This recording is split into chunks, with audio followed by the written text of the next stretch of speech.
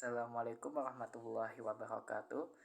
Perkenalkan, nama saya Muhammad Syahrul Lutfi dari kelas C. Hari ini saya akan mempresentasikan sebuah PPT yang berjudul Jatuhnya Konstantinopel.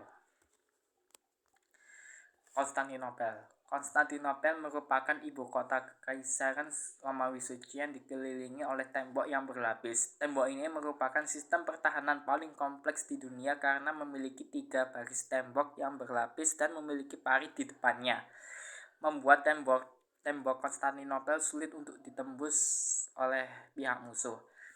Tembok Konstantinopel awalnya dibuat oleh Kaisar Konstantinus yang Agung pada abad ke-4 sampai ke-5 Masehi untuk melindungi kota Konstantinopel dari serangan bangsa Persia.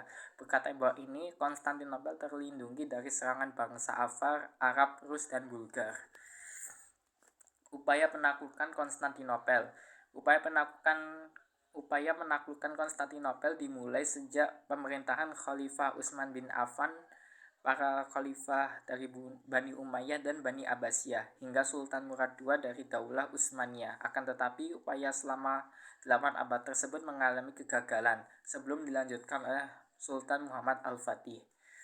Konstantinopel pernah jatuh ke tangan pasukan salib pada tahun 1204 saat terjadinya Perang Salib keempat. Pasukan salib berhasil menguasai Konstantinopel berkat pelaut dari Venesia. Setelah menguasai Konstantinopel, mereka lalu menjarah isi dari kota tersebut, menghancurkan gereja ortodoks, membunuh warga sipil, dan melakukan kekejaman lainnya. Peristiwa tersebut sekaligus menjadi tanda runtuhnya Kekaisaran Bizantium. Meski sempat runtuh, Kekaisaran Bizantium bangkit kembali beberapa tahun kemudian. Muhammad Al-Fatih. Mehmed II atau yang dikenal sebagai Muhammad Al-Fatih berkuasa dari tahun 1444 hingga tahun 1481. Mehmed dikenal sebagai pemimpin yang cakap dan mempunyai kepakaran dalam bidang kemiliteran, ilmu pengetahuan, matematika, dan menguasai 6 bahasa saat berumur 21 tahun. Dia dikenal sebagai pahlawan di Turki maupun dunia Islam secara luas. Salah satu motivasi Mehmed dalam menaklukkan Konstantinopel adalah sebuah hadis dari Rasulullah SAW yang berbunyi, dari Abdullah bin Amr bin Al-As berkata, saat kami dengan menulis di sekeliling Rasulullah SAW, tiba-tiba beliau ditanya tentang kota manakah dari kedua kota yang akan dibebaskan terlebih dahulu, Konstantinopel atau Roma. Maka Rasulullah SAW menjawab, kota Heraklius akan dibebaskan terlebih dahulu. Maksudnya adalah Konstantinopel. Hadis riwayat Ahmad. Setelah Mehmed naik tahta pada tahun 1451, dia segera memusatkan kekuatan angkatan laut Utsmaniyah di tepi Selat Bosporus bagian Asia. Telah berdiri benteng Anadolu Hisari yang dibangun oleh Sultan Bayezid pertama. Mehmed menindaklanjuti dengan membangun benteng Rumeli Hisari yang lebih kokoh di tepi Eropa Bosporus.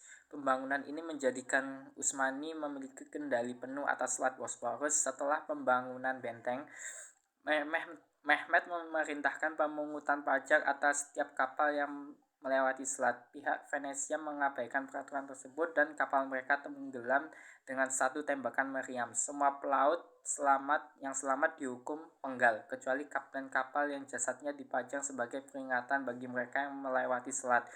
Untuk menembus benteng Konstantinopel, Mehmed menyiapkan sebuah meriam terbesar pada zamannya, yaitu Great Turkish Bombard atau meriam Dardanelles, sebuah meriam yang dibuat khusus untuk menyerang benteng Konstantinopel. Penaklukan Utsmaniyah. Penaklukan oleh Utsmaniyah. Penaklukan Konstantinopel dimulai pada 6 April 1453 Masehi. Pasukan Utsmani di bawah pimpinan Al-Fatih berjumlah 250.000 pasukan. Selama penaklukan, Mehmed memiliki penasehat dan ahli perang yang bisa diandalkan, seperti Sheikh Samsudin, Halil Pasha, dan Zaganos Pasha. 3 orang terpercaya Al-Fatih dalam melakukan penaklukan Konstantinopel. Penaklukan Konstantinopel berlangsung di darat, laut, dan bawah tanah. Pertempuran darat terjadi di sekitar benteng Konstantinopel, sedangkan pertempuran laut berlangsung di perairan Tanduk Emas. Selain itu, pertempuran bawah tanah dilakukan oleh penggalian terowongan dari pasukan Utsmani untuk meruntuhkan struktur benteng Konstantinopel. Penaklukan Konstantinopel tak kunjung menunjukkan hasil yang positif selama berminggu-minggu. Pasukan Muslim masih belum mampu menerobos atau meruntuhkan benteng Konstantinopel.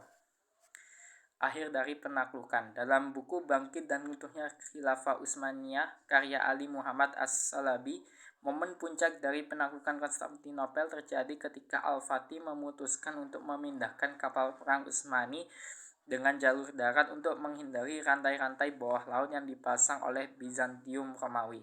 Hanya dalam semalam, sekitar 70 kapal bisa memasuki wilayah Selat Golden Horn dan melakukan serangan secara total ke jantung pertahanan Konstantinopel. Pada 29 Mei 1453, Al-Fatih bersama pasukan Utsmani dapat menaklukkan Konstantinopel secara keseluruhan. Dampak penaklukan Konstantinopel. Keberhasilan penaklukan Konstantinopel oleh Al-Fatih dan pasukan Utsmani membawa dampak yang sangat besar bagi dunia internasional. Dampak tersebut antara lain, perdagangan internasional yang berpusat di Konstantinopel dapat dikuasai oleh Utsmani. Munculnya era penjelajahan samudra oleh bangsa Eropa untuk mencari sumber dan komoditas perdagangan internasional. Berakhirnya kekuasaan Imperium Romawi dan berakhirnya abad pertengahan di Eropa, munculnya gerakan reformasi gereja, Renaissance, dan masa pencerahan di Eropa. Demikian presentasi dari saya. Apabila ada kekurangan mohon dimaafkan. Wabillahi taufiq wal hidayah. Wassalamualaikum warahmatullahi wabarakatuh.